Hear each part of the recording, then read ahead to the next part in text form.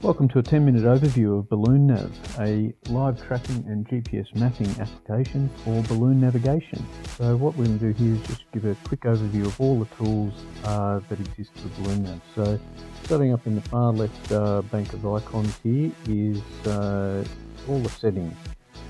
So at the top you've got the settings for the live track sharing, tracking group and tracking ID. You can set the usernames and colors of those you're tracking and then save those settings. Under this we've got a database for the map state, so this allows you to store and reproduce on the map any of the shapes that you draw on the map.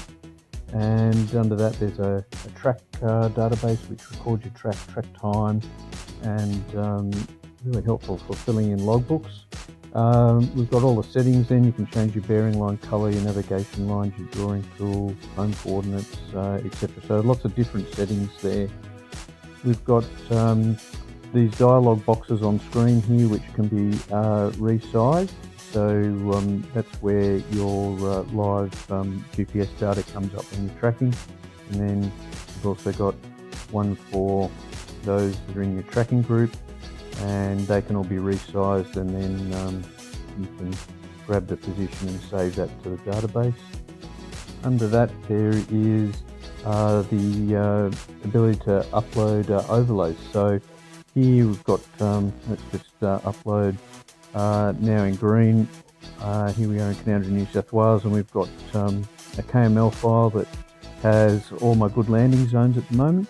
Now if you give that file on the left again, extended data tags with the zone type defined, then it'll bring up that file with these custom colors on the left rather than the colors that the file was made with. If you don't define the zone type, it'll load it up with the colors that the file was made with. And if you give the point some information, you can click on that point and it'll tell you what it is, who it is, any information in the description tag, and you can set a navigation line to that point. So you can load KML overlays. You can also load maps up, and we'll talk in a different video about different maps. And then on the far right you can choose those maps and flip between them. So that's the overlays section. We'll go back to the OpenTopo map. There's a load calculator which here is set up for my Cavenna EX77 racer, and you can put all the details in and it'll tell you gross lift, etc., how many possible passengers you can take it. So there's some privacy statements, and down the bottom left is where you subscribe. So the app is set up to work online. It uses online map sources and is able to use offline map sources as well. We'll talk about that in the mapping video.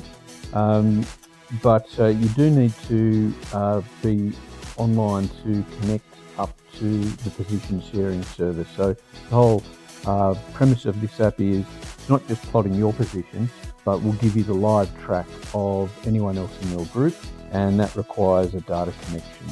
So you need to sign up for the monthly service there, and that's all the basic settings. So next up we'll look at things you do to set your map up.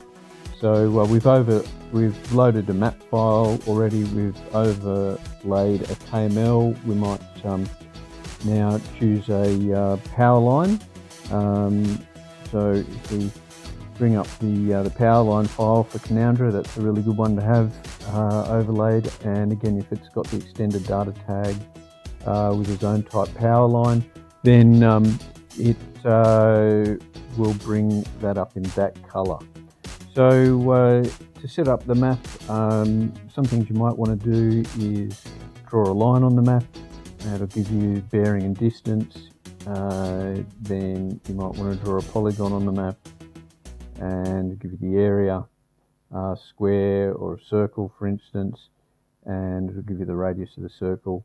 And then when you click on those, it'll give you that that information again.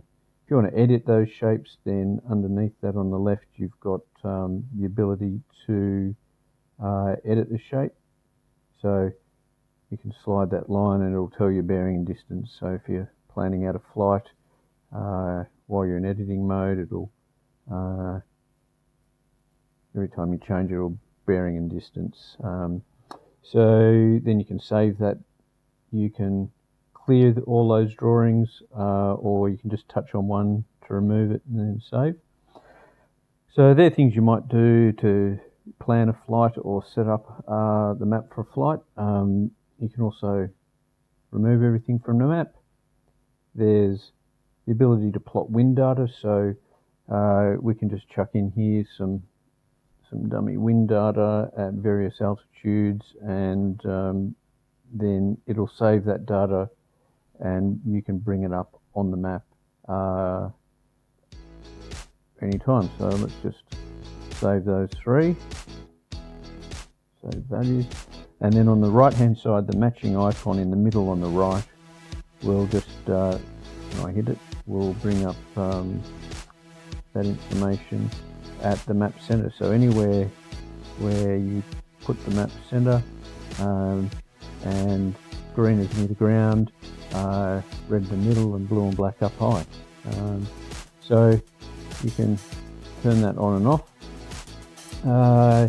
And then there's the ability to put a map marker on, and or target. You can give it a name. You can set some radius rings around it. So let's go 3 rings and make them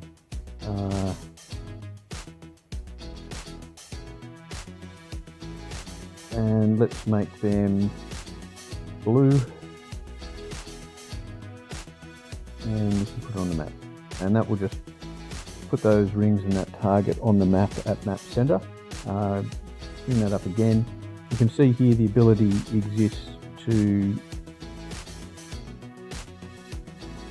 put those you can put those rings on here down the bottom with no fill. If you put it at map center, you can find exactly the coordinates either in UTM zone or lat long, and you can put it on with no rings. So you can just say, chuck me a target on the map like that. So there are all the things you might do to set up the map, and there's a home button if you get lost. So our map's set up now, and let's do a dummy flight. So press the yellow button, live tracking starts, and it'll take just a minute to find us here because I'm inside.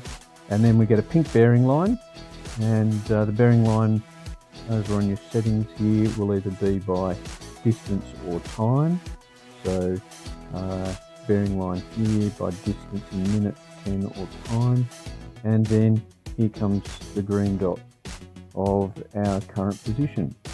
So we can turn off the landing zone or the track, so we can turn the track on and off, and above that we can turn the overlay on and off.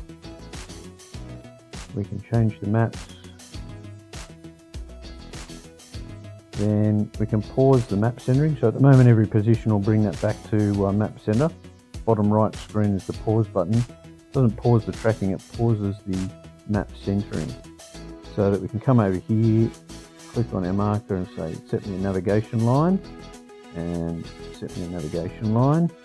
And then on the next GPS position you'll see we get a nice navigation line from our position into those 2 targets. We can change that anytime, just click on another target and it'll change it. We can also have a navigation line that we can set and move to anywhere on the screen, and every time we get a new GPS position it'll update that line. So that's the navigation line. There's also a quick marker. If you want to just drop a marker, you can't interact with this marker, but on the next GPS position it just drops a marker on the map there. So there are all the things that you do for a quick overview in using it for flying. You can also click on any of the points here and it will bring you up a information box. So that's a quick 10-minute overview of BalloonNav. Thanks for watching.